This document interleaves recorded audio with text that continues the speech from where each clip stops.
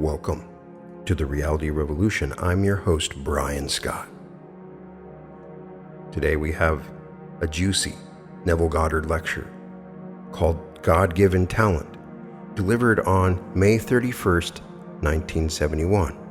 We've covered a lot of 1972, and this one I just don't remember hearing it until I read it recently in a book called Neville Goddard New Finds. It's also in Let Us Go Into the Silence, Lectures of Neville Goddard.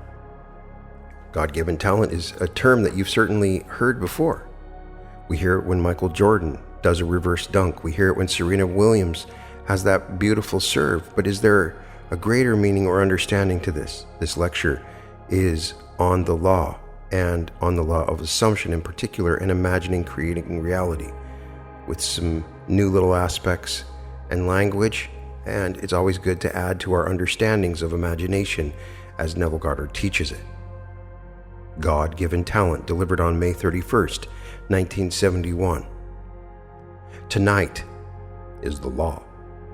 We are told in the book of Acts that God is not far from each one of us, for in him we live and move and have our being. Acts 17:28. I would like to change that a little and say to you that God is never so far off as even to be near, for nearness implies separation, and God and man are one.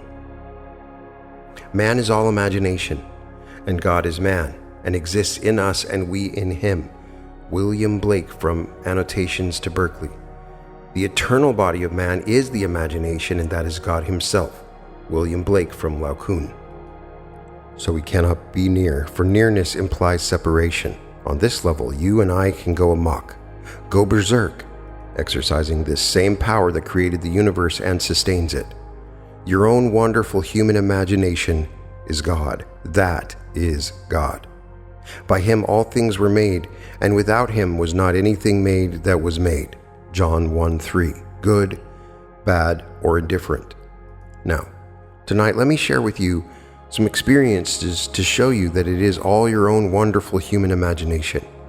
You might have read last Saturday's Los Angeles Times. On the front page, in bold type, is the story of a plane. A story was told and shown on TV, and very, very popular by Rod Serling.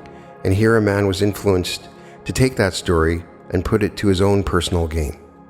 So he threatened Qantas, the Australian airline, with 107 passengers aboard, that he would blow the plane up at a certain airport if they did not pay $560,000, which they did.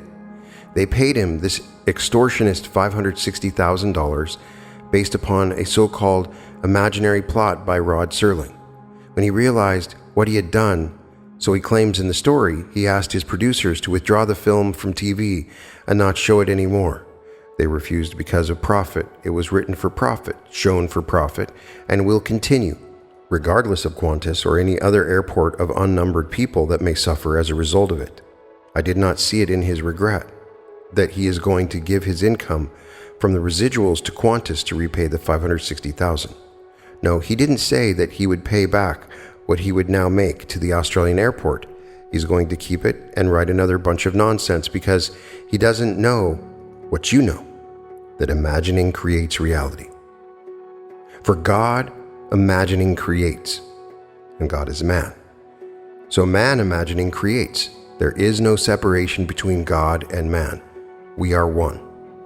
God became as we are, that we may be as he is. William Blake from There Is No Natural Religion, allowing himself on this level to make all the mistakes in the world, to go berserk, and to imagine any stupid thing in the world.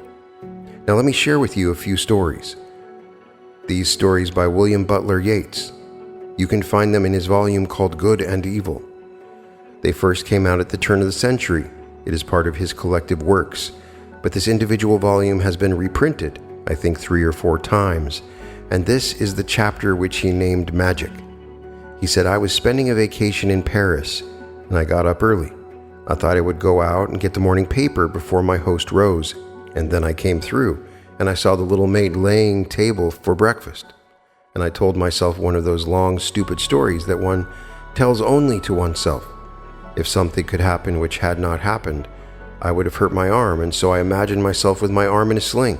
As I passed by, I had so completely imagined myself with my arm in a sling that I cast my imaginal act upon that sensitive child, the little girl who was simply preparing the breakfast table.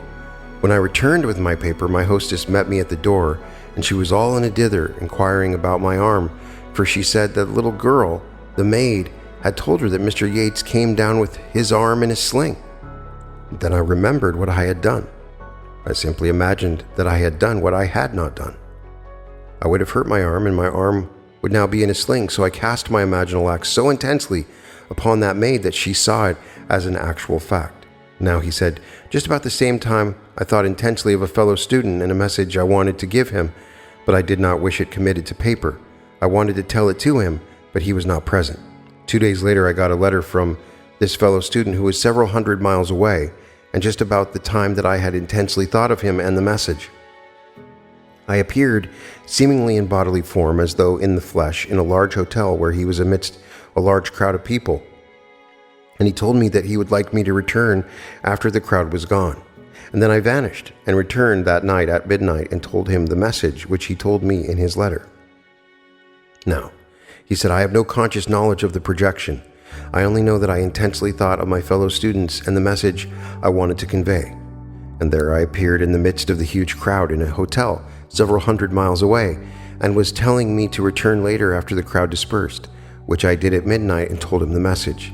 Now he said, I could tell you unnumbered stories of the power of imagination. Then he tells one of Joseph Blanco, which is a popular story and supposedly very, very true, of this student at Oxford University finding himself, without funds, so he could not continue his studies. So the day that he left college because he could not afford to continue, he found no job, and he joined himself to a bunch of gypsies, traveling gypsies. And one day 2 students who knew him at college came upon him among the gypsies and made a sign not to be identified, and then came up afterwards, and he told them, I'll meet you at the inn, and then I will explain to you why you find me among this crowd. Well, they were curious and went to the inn.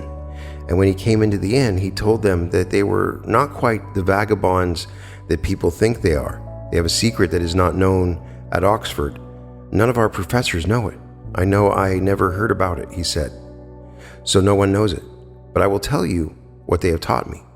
I have learned all they have taught me so far, and I have improved upon it. Now, to show you what I mean by it, I will leave you 2 fellows alone, and when I return, I will tell you what you have discussed in my absence. So, when he came back, he told them in detail what they had discussed, everything they had discussed, and they were curious and wondered why. He said, you had no choice in the matter. I determined what you would discuss. My imagination led yours. Their story is all about imagination, and then, by the complete control of their own imagination, influence your behavior. That's what I learned from them. Well, if God makes all things, then God must be the human imagination. If a man can so control his own imagination that he influences your behavior, and you think that you initiate what you do when it was the man in control of his own imagination that did it, then we understand what the poet meant. All things by a law divine, in one another's being mingle. Shelley in Love's Philosophy. I see you. You see me. Were we not intermingled, I couldn't perceive you. If I couldn't penetrate your brain and you couldn't penetrate mine, you wouldn't see me. So all things by a law divine in one another's being mingle. Imagination is that non-objective reality from which all objects pour forth. Just like sudden fancy, everything in the world comes out of one's own wonderful human imagination, for that is God, and there is no other God. I know in my own case, sitting in New York City in my apartment with the urge to comfort my sister 2,000 miles away, across the water, simply stretched out on my bed. I left the living room, went to my room, closed the door, and asked my wife not to disturb me. In that interval, I assumed I was in Barbados and on the bed where her son was dying of cancer. There was no hope of recovery. He was riddled at the age of 17 with cancer. And to comfort her, I assumed I was her son and actually felt myself to be there. I imagined that I saw my sister Daphne come through that door and look, and she saw her brother Neville rather than her son Bill. And she came over and she looked at me. I saw her, and then I awoke back in New York City. 8 days later, this was before we had such a thing as airmail. It came by slow freight, so 8 days later I got a letter from my sister, Daphne. She said, "Neville, I don't understand it." And she dated the letter that day that I did what I just told you. She said, "I went to the other room to see Billy. As I entered the room, it was you. I came over and looked at what should be Billy, and I am looking at you. I came over and I looked at what should be Billy, and I'm looking at you." I rubbed my eyes. I did everything to bring about the normal vision, but I couldn't see my son, Bill. I am only seeing my brother, Neville, and I couldn't understand it. Now she began to feel, through the superstitions of the world, because Billy was dying of cancer, that the next one would go to be her brother, Neville. That's how she interpreted it. She didn't know what I was doing in New York City. But what I did not help. He died. He died of cancer, but I succeeded in projecting myself 2,000 miles away onto a bed I knew so well. It was my father's room. It was my father and mother's bedroom, and I knew that that was where Billy was sleeping. So I assumed I was on that bed, actually in the place of Billy, so that when my sister saw me, she would be encouraged to have faith, to hope. But she was so disturbed because no matter what she did, she rubbed her eyes, closed them, opened them, closed them, opened them. She is still seeing Neville. She can't see her son. Now, when you hear these stories from those who are not lying to you, you may not understand it, and reason will deny it. Well, if you have an experience, even though reason denies it, you can't deny the experience. My sister cannot deny what she actually experienced, and I could not deny what I did. Because when I came out that night into the living room, a friend called at the cocktail hour and she said, "Neville, you always seem so light and gay, but tonight you seem so heavy of spirit." So I told her what I had just done. Well, 8 days later, when the letter came, I gave it to the same woman who was home again at the cocktail hour and showed her what my sister had written. So here my wife and my friend were witnesses to what I had told them 8 days in advance that I had done. Then came the letter from my sister asking for some explanation of it. So I tell you, I know from experience that imagining creates reality. On this level, we are only learning. We're all students. We are simply in kindergarten, and we go berserk, as Rod Serling did, for he made a fortune writing this story, and it is still being shown all over on TV. And he will still get his residuals, and he will take his residuals and pile it into some IBM stock or some other stock. He hasn't given it away. He'll write more nonsense, for it's all nonsense, but he doesn't realize what he is piling up for himself. Be not deceived. God is not mocked. Galatians 6:7. As a man sows, so shall he reap. See yonder fields. The sesamum was sesamum, and the corn was corn. The silence and the darkness knew, so is a man's fate, born the light of Asia. So let no one think he is getting away with anything. Misuse your talent and you will reap seeming rewards today in dollars and cents. Tomorrow, you will reap it in another kind of payment. Another kind of payment tomorrow, and dollars and cents cannot buy it. Dollars and cents cannot free you from it either. You will go through the experience of having misused the talent that you received. The talent is the gift of God himself. God actually became man that man may become God. So this is the law by which we live. Learn to use your imagination lovingly on behalf of everyone in this world, because you are going to reap the fruit of it. Whether you use it lovingly or unlovingly, you are going to reap the fruit of it. So I say to you tonight, God is not apart from man. He is never, not in eternity, so far off as even to be near, because nearness implies separation.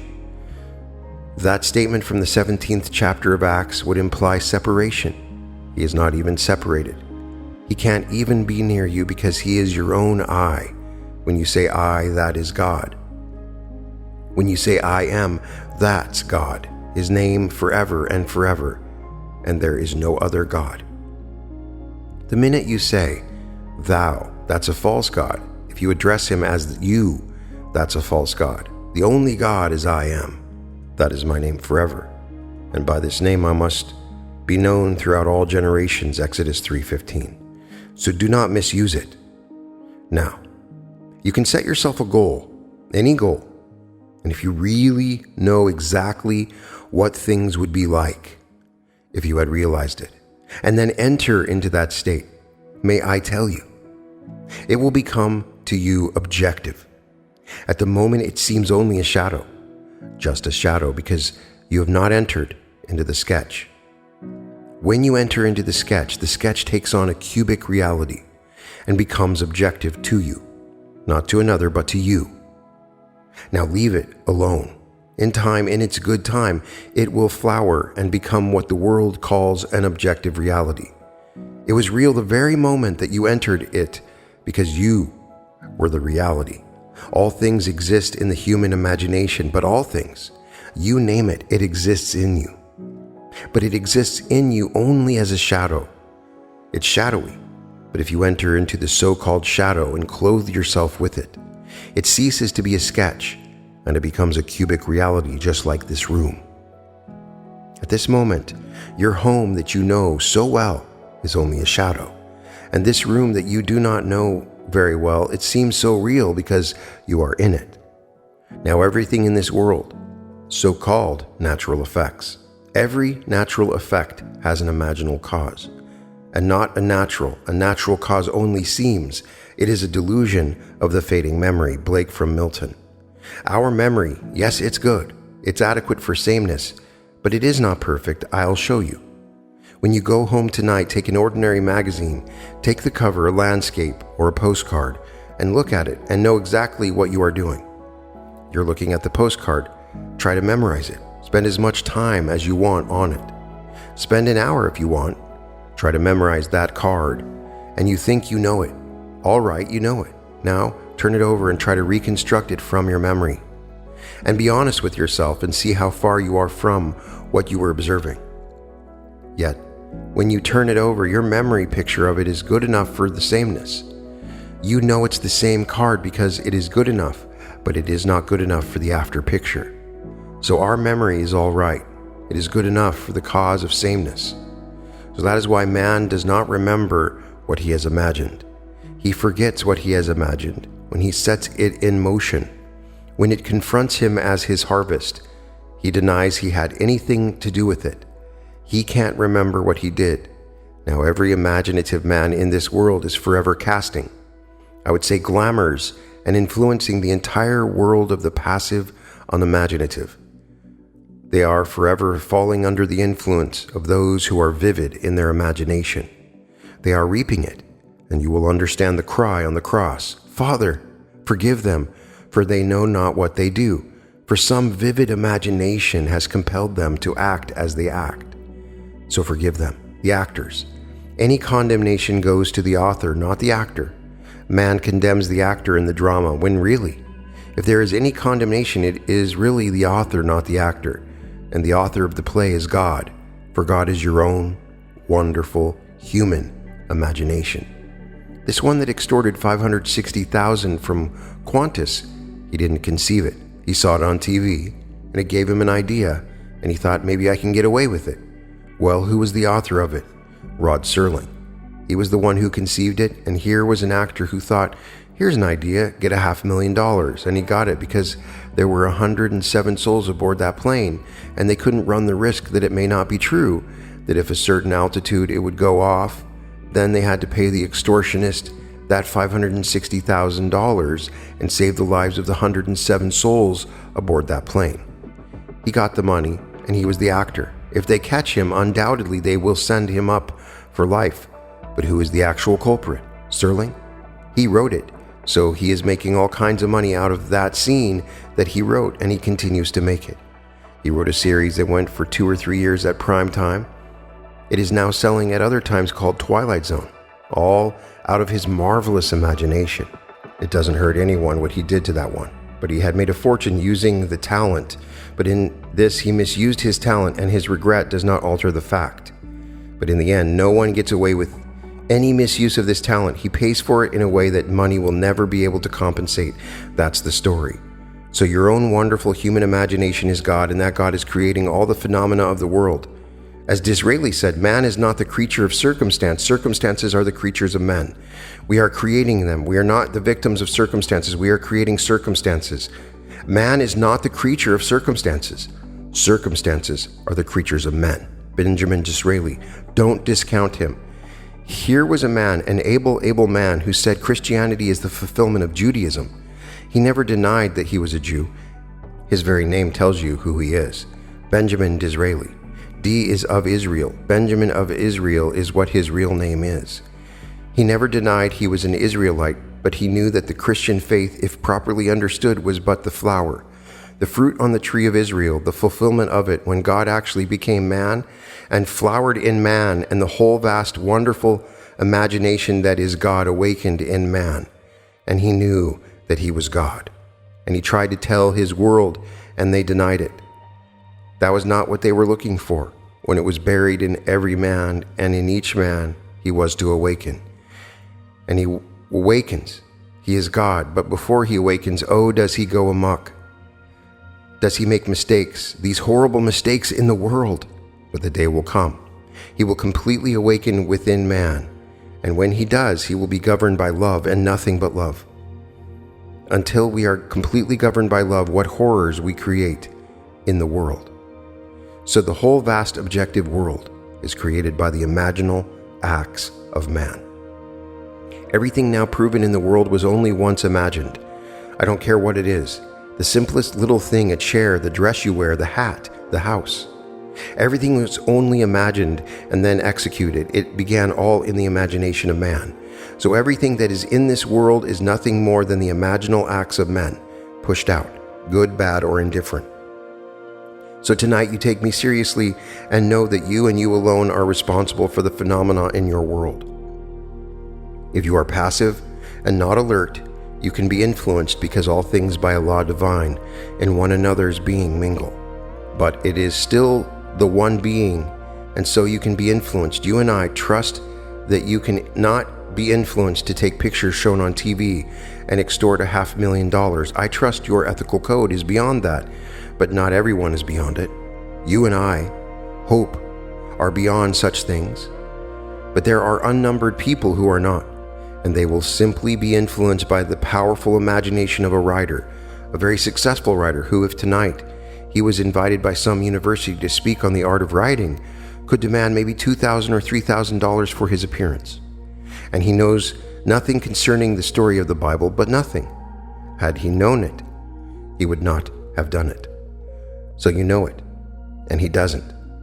So he makes his $3,000, and if he wants to take it, he doesn't have to take it. He has so much money he doesn't need it. But you have what he doesn't have. You have awakened to the point of knowing how to use your imagination lovingly on behalf of others. So this is the law of Scripture.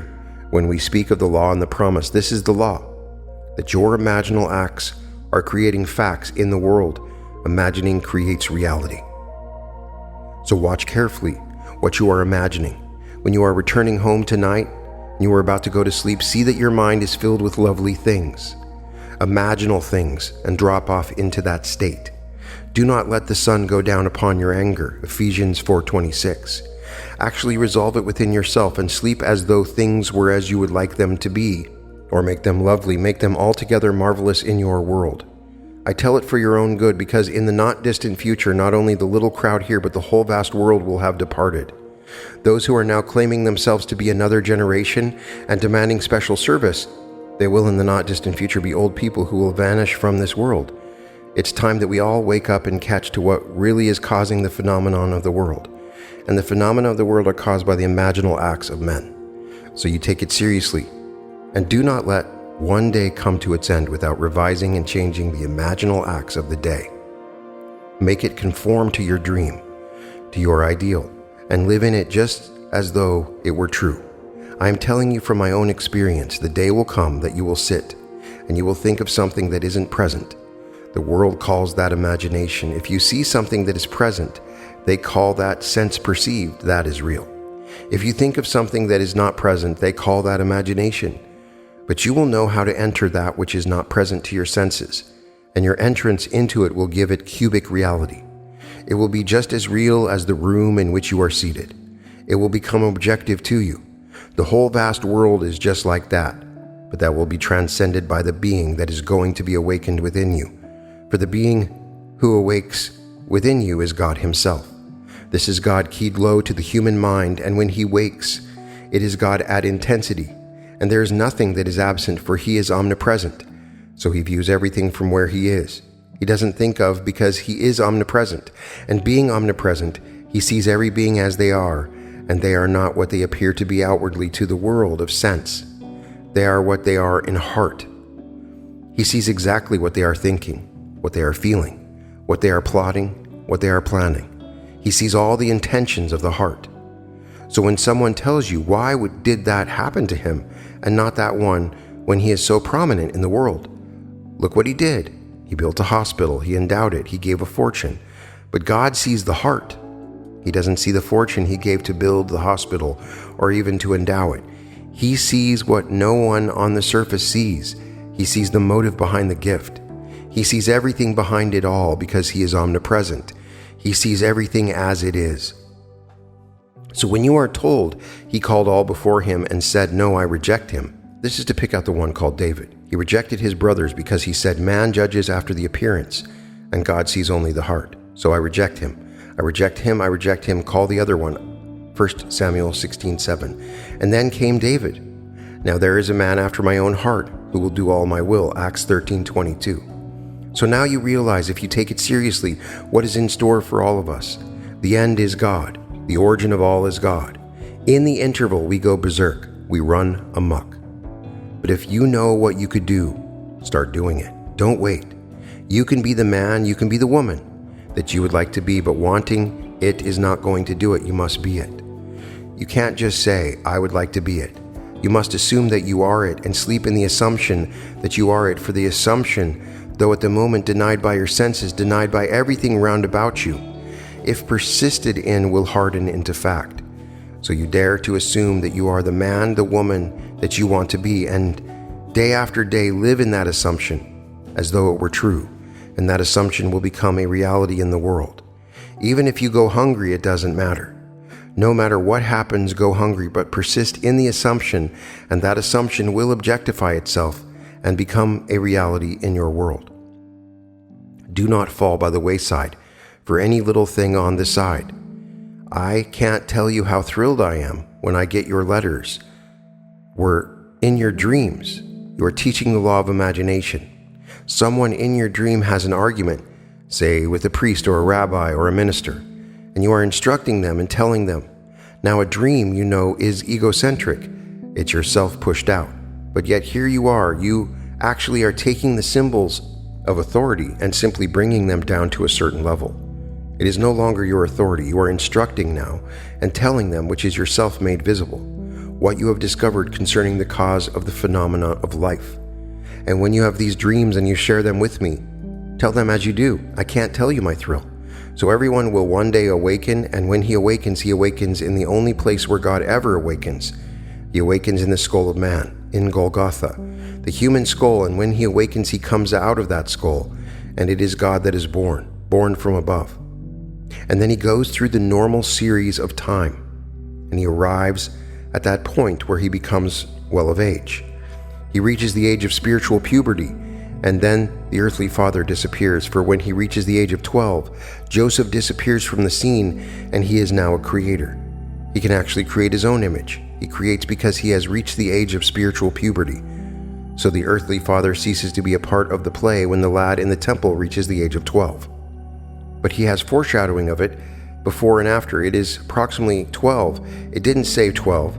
When he was about 12 years of age, they sought him and they wondered, "Why did you do this to us?" And he said, "Do you not know I should be about my father's business?" And he is talking to his father and mother. They did not understand him. Luke 2:49 and 50. And then Joseph disappears from the play. He is no longer brought back into the play, for he has become the father. So the son becomes the father. He now creates as God the Father. But tonight, I want it to be only on this level, the level of, the law, where man, if he is in control of his own imagination, is in control of the phenomenon of his life. He is not the victim of circumstances. Circumstances are the creatures of himself. He creates them if he knows what he is doing.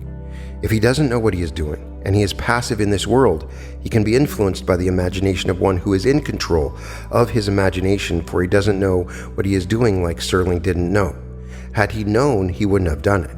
And to this day, he doesn't know. He only regrets what he did, but he doesn't know that his imagining is creating reality. He sees the evidence before him and still doesn't know it. I tell you, imagining creates reality, so be careful what you imagine, because you are setting in motion, and because all things by a law divine and one another's being mingle. You are influencing everyone, even though they do not see your picture or read your book. As Yeats again said, having seen the operation of this law, we should never be certain it was not some woman treading the winepress who started that subtle change in men's minds, or that the passion because of which so many countries were given to the sword did not begin in the mind of some shepherd boy, lighting up his eyes for a moment before it ran upon its way.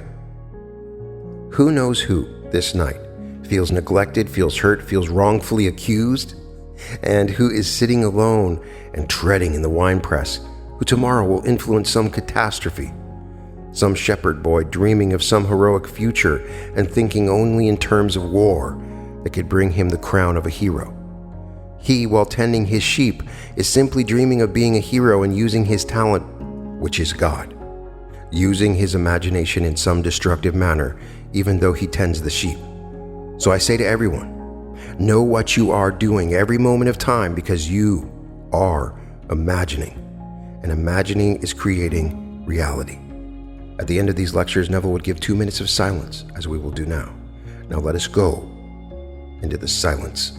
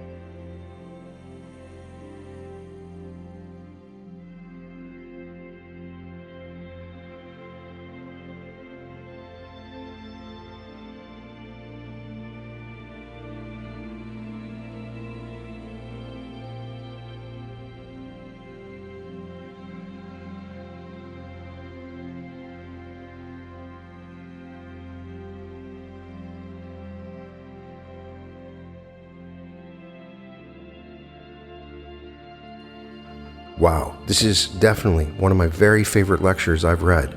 And I say that a lot. I've probably said it a dozen times, but this one just hit me in the right places, particularly because this is 1971. And if you followed the lectures that Neville has given up until this point, anything after 68 is pretty much all promise. And if he talks about imagination, it's always couched with a bunch of discussion of David and the promise.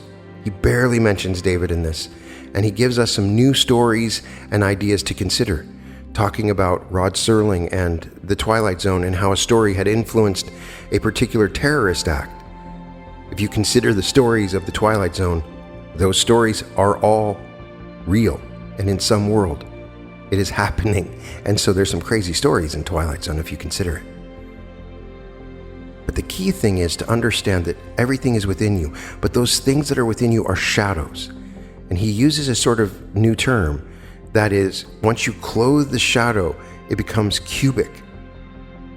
It starts to take form. It's cubic. It's not just a shadow. It has dimension to it. And so you're adding dimension to it.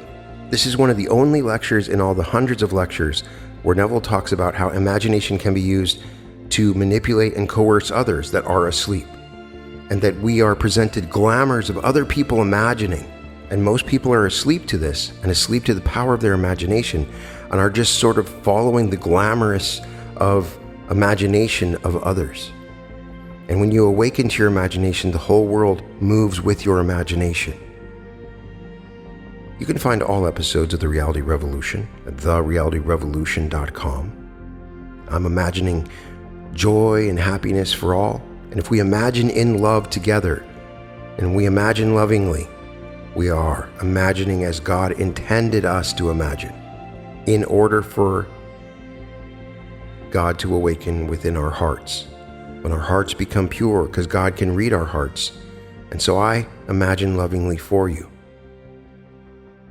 And welcome to the Reality Revolution.